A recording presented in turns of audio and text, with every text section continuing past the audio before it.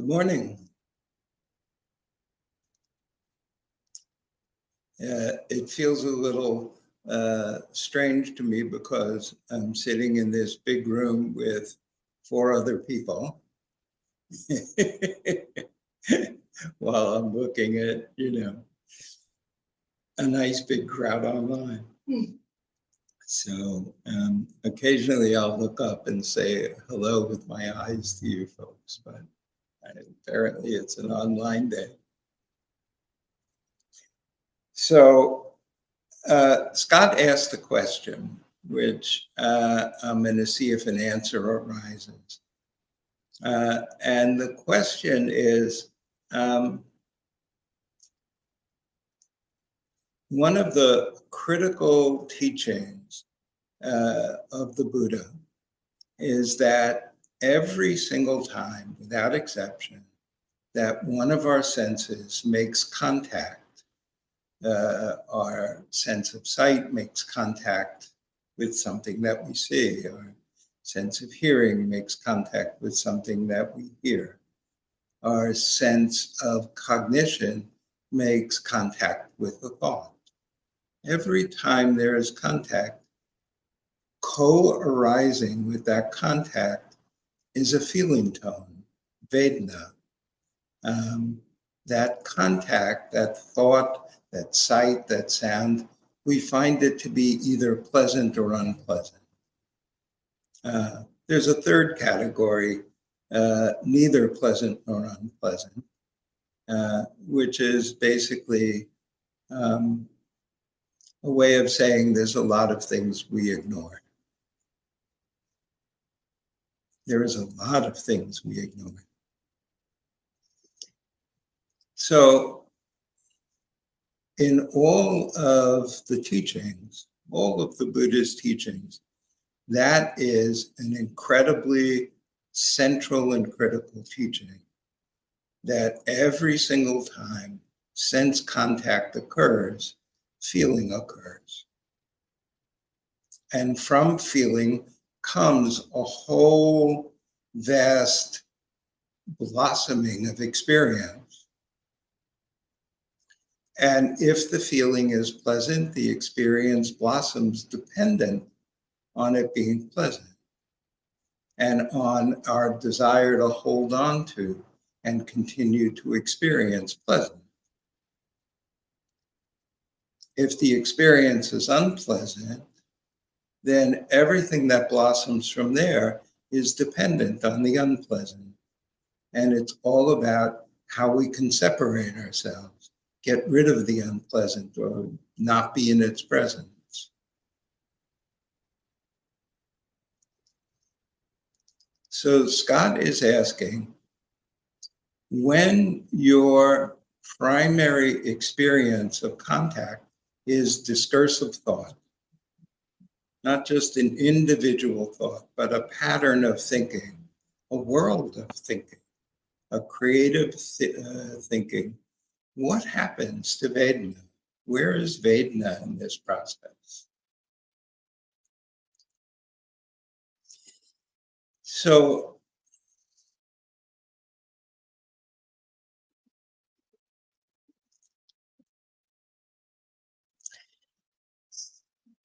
this may be too far a shift, but I'm going to do it anyway.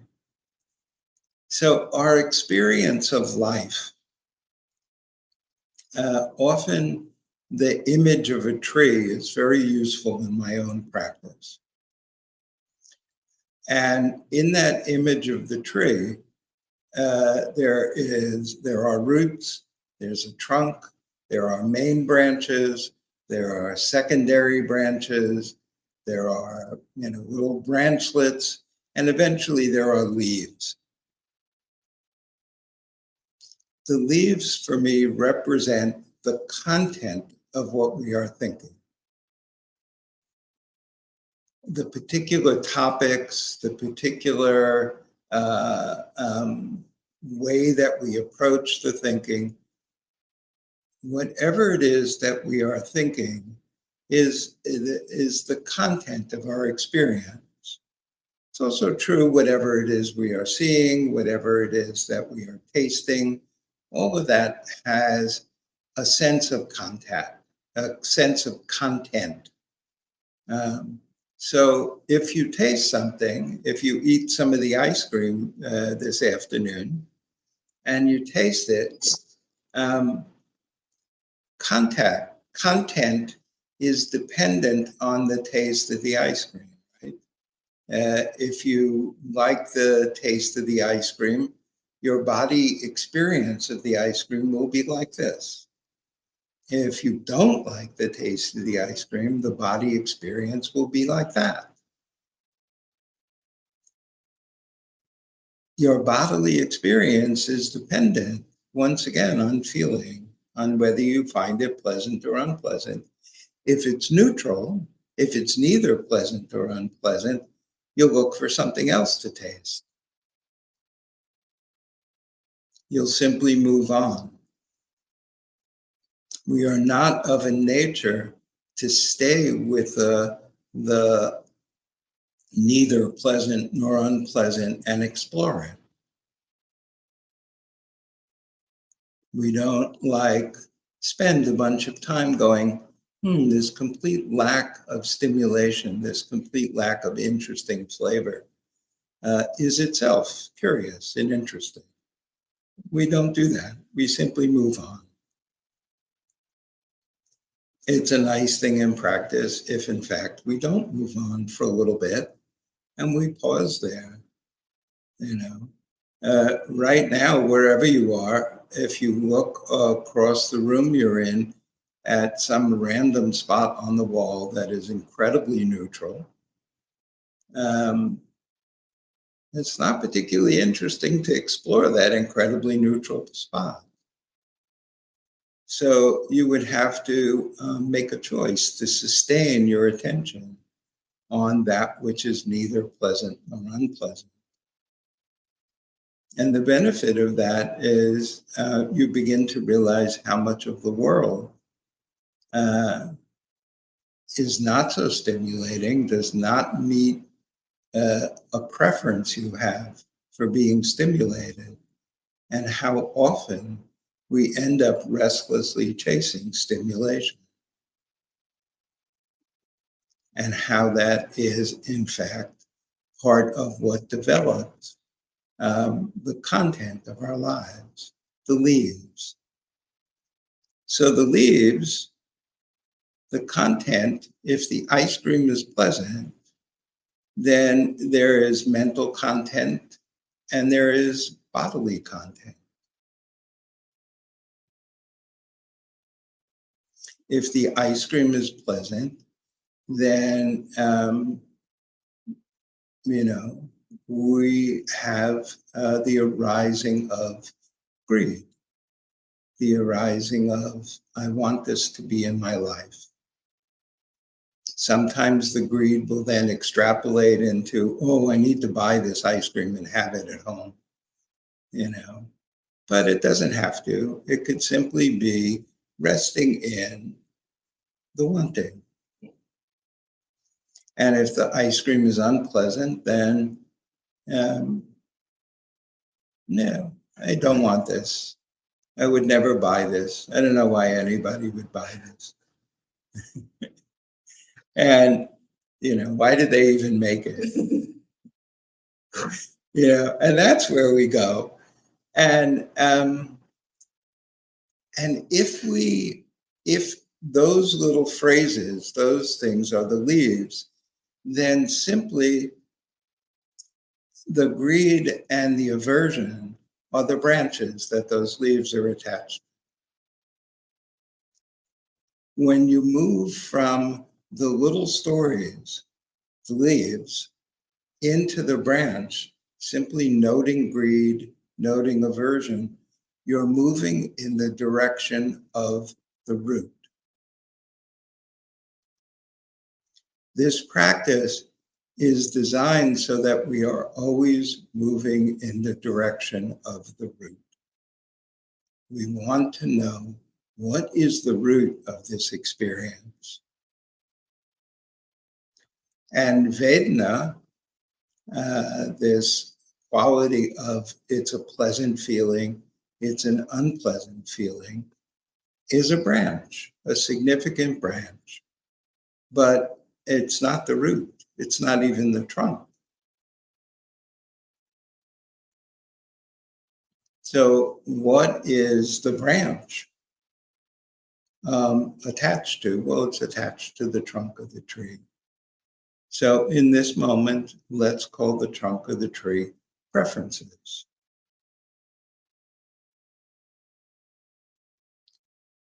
Nobody has the identical pleasant or unpleasant response to, well, let's say the ice cream.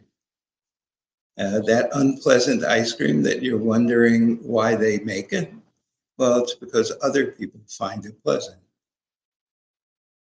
They wouldn't make it if it didn't sell.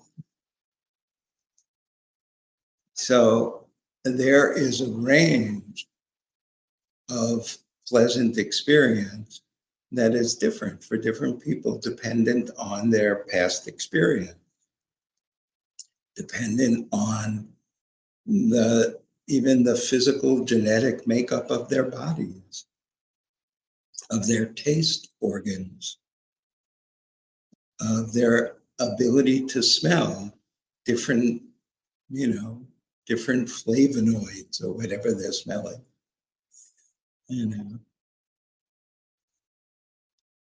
Our preferences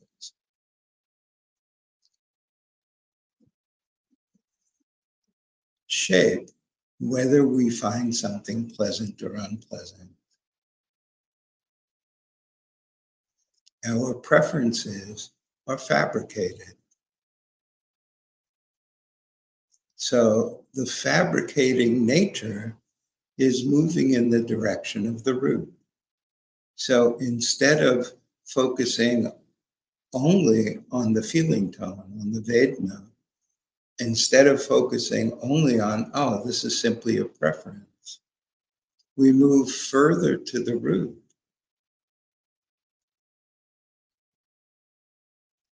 We move further to the root and say, what creates preferences?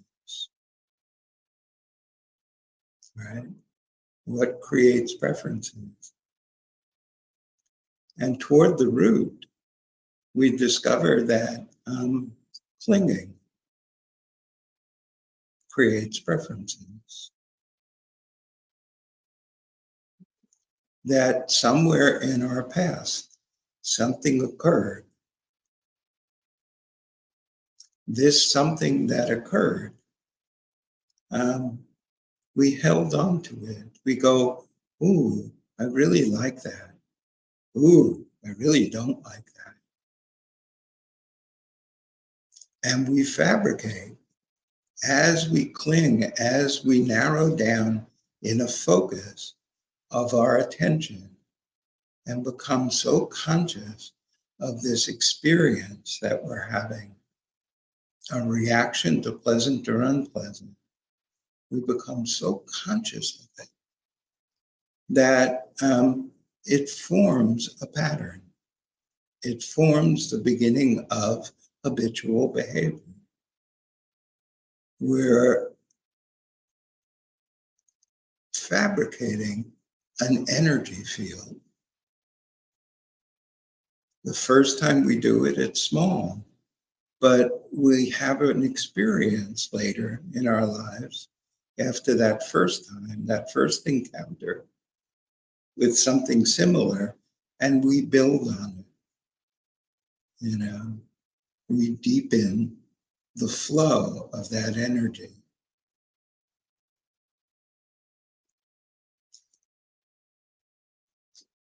The fabricating, the process of fabricating is deeper than the preference because we fabricate the preference over and over again.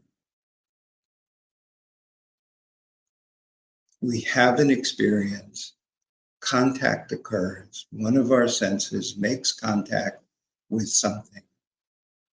Feeling tone arises.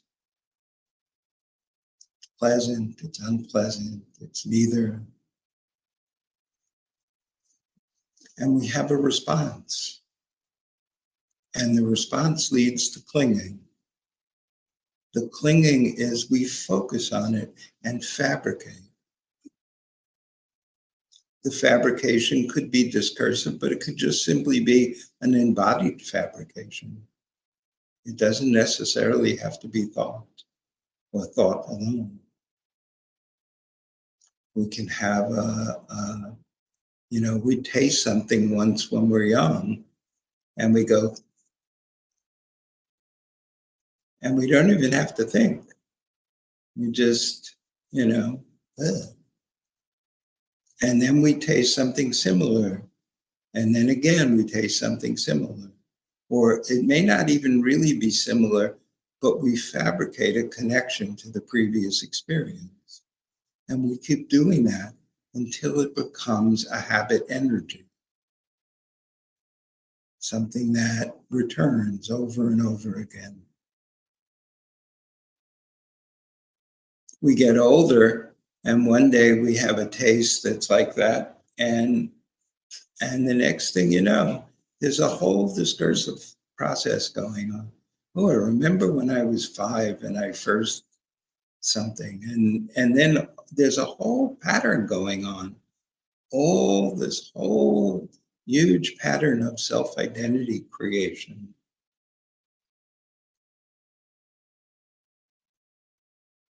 That is the result of that habit stream, that habit energy, that field of energy, encountering whatever is currently occurring, the current circumstances.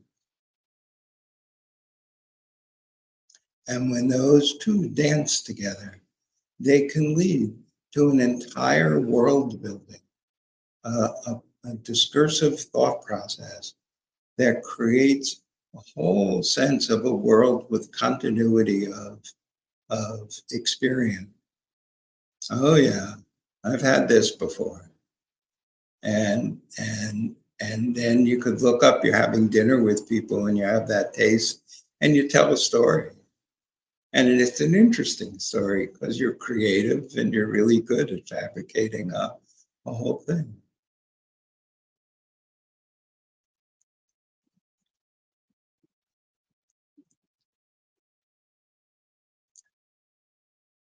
Deeper down, further toward the root,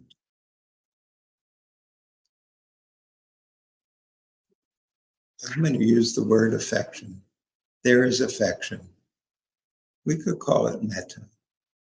But, we didn't grow up with the word metta. We grew up with the word affection. There's an affection. You suddenly are watching yourself spin this whole story. And the people you're having dinner with are fascinated by the story. You're fascinated by the story. It's actually making for a really pleasant dinner, which is reinforcing the whole thing. And in a moment, you notice, you realize this whole thing is a fabrication, don't you?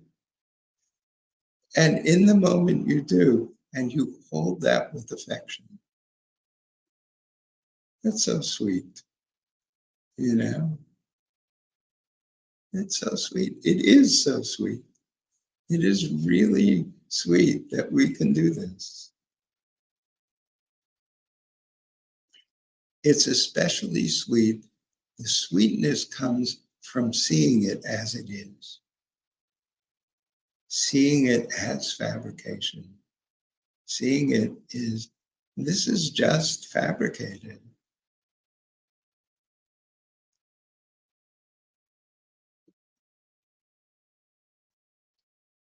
So how come we fabricate?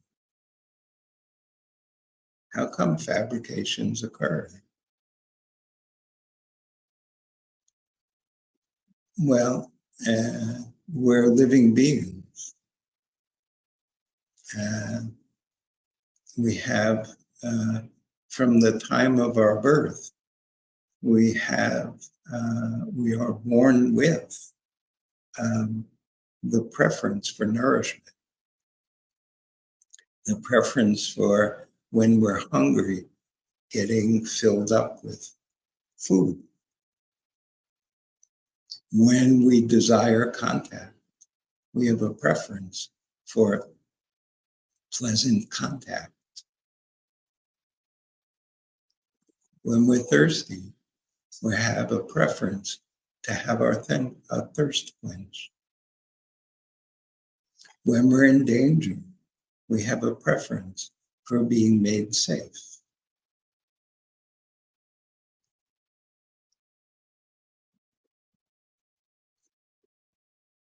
Whether you want to call these instincts or inherited traits or developments that occurred in the womb, or all of the above, plus about 20 more, doesn't really matter. What matters is that this is the case. This is what happens. We are born with preferences, and we learn very quickly to create responses that bring the pleasant preferences into being and move the unpleasant preferences out of our experience. We do this as newborns. We probably do it in the womb.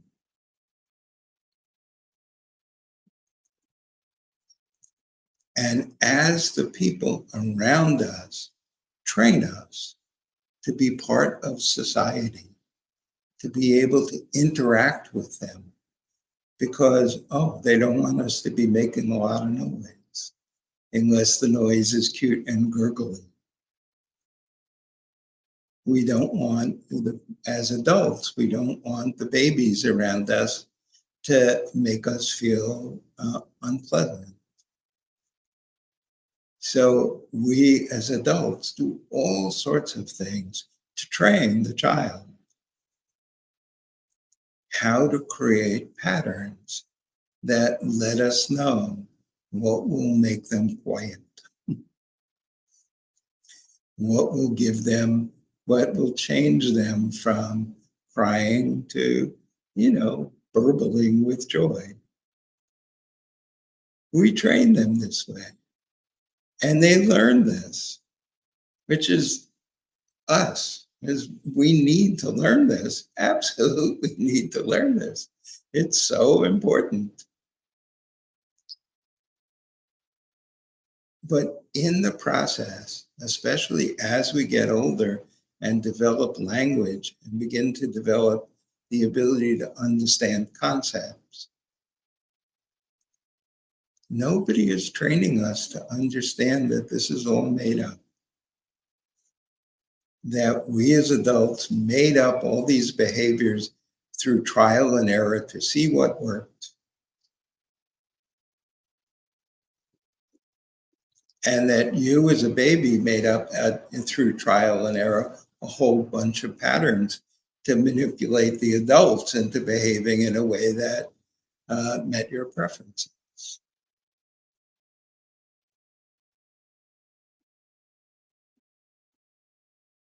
We learn to fabricate in order to survive. And even more than survive, to meet our preferences that arise naturally as a result of contact. The preferences are developed, of course, before the moment of contact. They're developed in past experiences, so that the moment of contact is not a neutral being contacting a neutral, whatever it is that's being contacted. It's a being that has been textured and flavored over and over and over and over again by past experience. So what primarily is having contact is habits. And what is the work of our practice is to see the contact, to see the habits, to see the complexity of it all, and to go, that's so cool. Because if you have a hostile attitude toward what is occurring, that's just aversion, and you're just keeping the cycle going in a different way. If you bring affection, if you bring loving kindness, to seeing clearly how all the previous experiences have developed habit patterns, and the energy of those patterns are making contact with all sorts of momentary experiences. And the way that that contact stimulates Vedana, stimulates feeling, is dependent on both what the contact is, but even more so on what you're bringing with, what the habits that are coming with. And this is where the critical nature of this is not about me comes into play. And now we're really in the roots. Now we're really in the roots.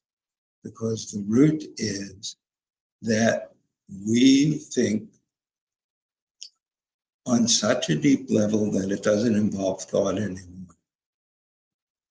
We are so habituated to bringing a sense of separate self, bringing a sense of permanent, consistent self to our understanding of what's occurring.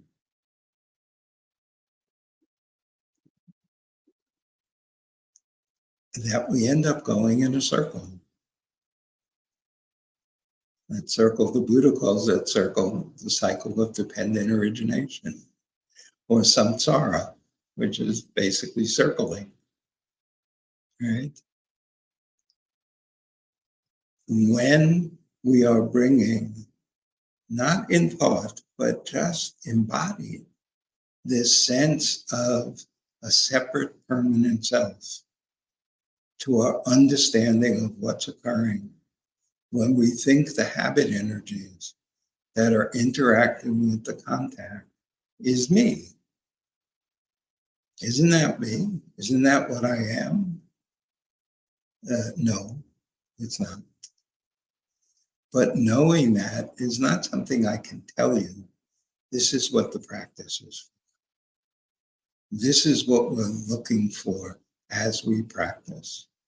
This is why in the Anapana Sati Sutta, it begins with that the older monks are teaching the younger monks how to discern distinct successive experiences,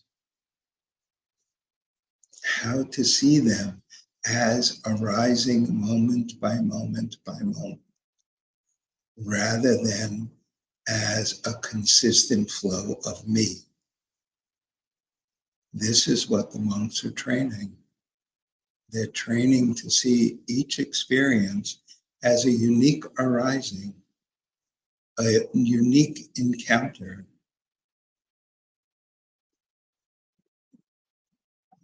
The thinker who is having the thought has never existed before. The thought that the thinker is aware of has never existed before. No matter how familiar you make believe it is, you're making believe. That relationship that arises when cognition cognizes thinking is always unique. It's always new. It's always fresh. The pain and sorrow and suffering we encounter over and over again through thinking is a fabrication. We're making it up. And as I've said a number of times, and I'm so grateful to Christina Feldman for providing this phrase, you can withdraw consent to continue fabricating. You can notice it occurring and say, wait, I don't want to do this. What am I making myself feel terrible for? There's no reason. There's no reason. And when I say, what am I making myself? What I mean by that is, how come I am fabricating a sense of self that is miserable? For what benefit would I do this? This is not beneficial. This is not conducive to developing in the practice. This is not conducive to what I love the Buddhist term, the holy life. And, if you don't want it to be too religious, fine. Change the word to WH, whole life. This is not conducive to a whole life. How come? Because this discursive thought process separates. It creates a narrow, separate field of awareness. To withdraw consent to sit in the narrow, separate field of awareness is very helpful. It's really a gift. It is such a gift. You don't have to do any analysis. How come I'm doing this? What is it that caused this? Where in my past did this whole thing develop? You can skip that process. You can just skip it entirely and say, oh, I don't want to be here. I withdraw consent to sit in this mental field. And this is the gift of the breath. This is the gift of the practice of knowing breathing in and knowing breathing out. If I am withdrawing consent to be here, where should I go? Oh, well, here's an easy answer. Go move your attention and become conscious of whether in this moment, when you move your attention, is the in-breath happening or the out-breath happening? It's all you got to do. You don't even have to sustain it, though sustaining is good. But if for just that moment, you move what you're conscious of to being conscious of whether in this moment is an in-breath happening or is an out-breath happening, then you break the narrow place because you're moving out of it to go find out what's going on with the breath. Even if you only do it to note, oh, it's an in-breath, and then you swing back to the thinking, you know that you can do it now. So when you're ready, you do it again. Okay, I'm back in the thinking. I withdraw consent to be here. What's going on with the breath? Oh, look, now it's an out breath. How nice. If you want to sustain there until calm asserts itself, until there's a steadiness of awareness on the breath, there is a very good chance as you do that, that you will feel all sorts of experience, all sorts of sensations in the body as a result of that whole thinking process. Affection, bring affection to those feelings in the body, not aversion, not wishing they weren't there. They're there. There's nothing wrong with them being there. It's fine. Hold them with affection. Care about them.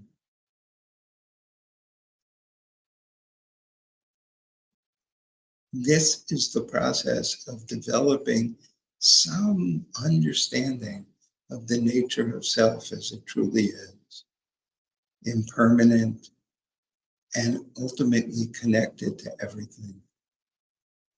This is what you want to see. This is the roots that you want to explore. That everything is impermanent. Everything comes and goes. And how come it comes and goes? Because everything is in motion.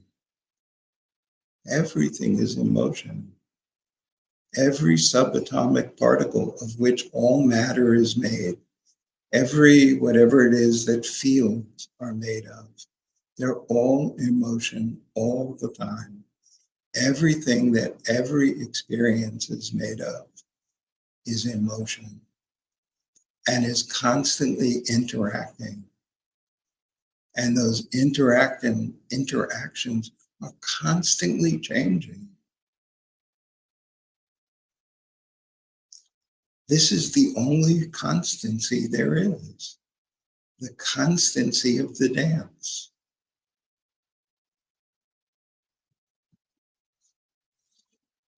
This is what stillness represents, resting in the motion. Seeing that the nature of all experience is the constant combining and recombining and recombining of the elements of what is.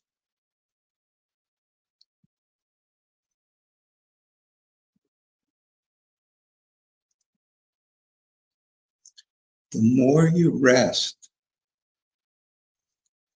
in the actual nature of change, of interactivity, the clearer it is what it is that you should do next. Faith is knowing that that's the direction where wisdom arises. Wisdom does not arise from figuring it all out, from staying in the narrative of who I am, what is this that I'm encountering, how did it get to be like that? That narrative is not the path to wisdom. The path to wisdom is resting, stillness in the ever-changing flow of all the elements of what is. This is the root. This is resting in the root. We have to overturn the sense of separateness, the sense of permanence, and rest in the root. And then what needs to be done becomes much clearer. Clear seeing is knowing what needs to be done. The idea that practice has anything to do with passivity is ridiculous. There is nothing more active than this practice. It is immersion into the constant activity of the world. So let's do this. Let's sit and do that. Let's do that. And don't forget affection. No matter how painful, no matter how disruptive an experience is, bring affection to that moment. Bring caring and respect to that moment. So let's do this.